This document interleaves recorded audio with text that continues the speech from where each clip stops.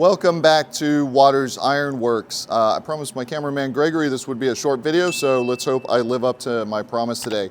A while back, we showed how to make a handheld chisel, and I mentioned if anybody was interested, drop a note, let me know, and we would do a video on actually how to use that handheld chisel that we made. I did get a couple questions about it. It's a topic that came up actually while I was blacksmithing today, brought it to my mind. So let's demo how to use this handheld chisel that we made. If you remember, we'll put a link to the video somewhere. Right, we've got a cutting edge here, we've got another sharp edge on the side, and then we've got a rounded edge right here. This is great when you're making things like forks and stuff like that. So we'll take a look real quickly at how we would cut the tines for a fork. Let me get some steel hot and we'll walk through it. So we've got a piece of steel nice and hot here. Let's put this down under our hold fast.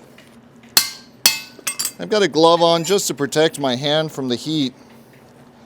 What I'm going to do is I'm going to come back to the back end. I'm going to put it at a sharp angle right there.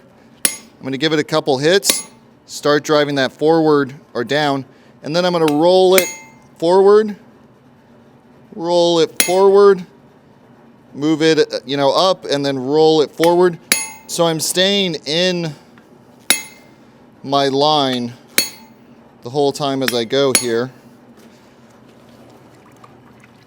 Dunk it in some water just to keep it cool. We'll come back over that one more time here. I want to make sure I'm not cutting all the way through my anvil. I'm going to put a sacrificial plate down on the next heat.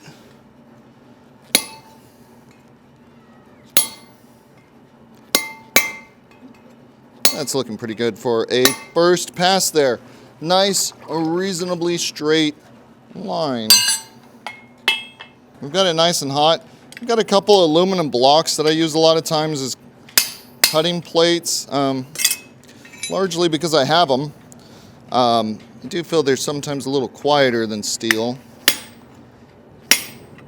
Let's just work on cutting all the way through this.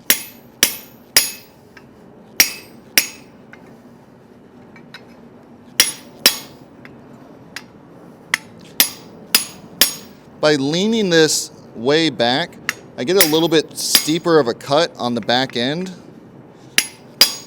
so I don't have problems with it, having a real shallow part that doesn't get cut all the way through. Hit that a little harder than I needed to. The one downside I will say to these aluminum plates, man, they pick up heat fast, so be careful with them. Looking at the backside, I can see I'm not quite all the way through on this. So let's take one more heat and we'll just finish that up.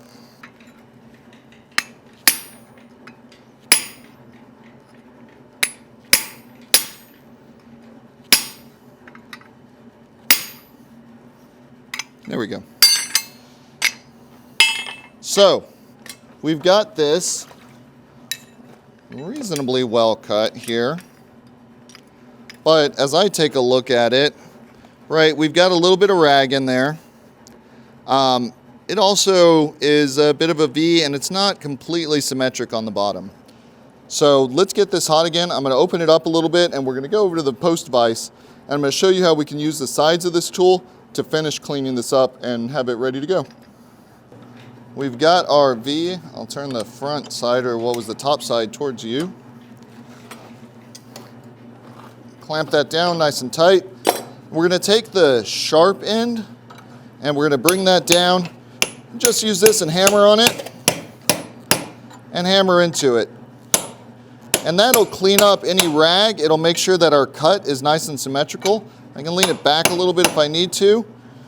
And so now we've got a nice clean cut there, but it's a V. V's are the beginnings of cracks. So we don't want it to remain a V. We're going to flip our tool over, so we've got our U side, and give it a couple hits. And that U side there will round that out. So now we no longer have a V. We've got a U instead, which is going to be extremely stable. and we are ready to start drawing out our tines. So, kind of this 3-in-1 tool, right? What it lets you do is cut nicely. We use that rocking motion as we go through our cut so we stay on our line.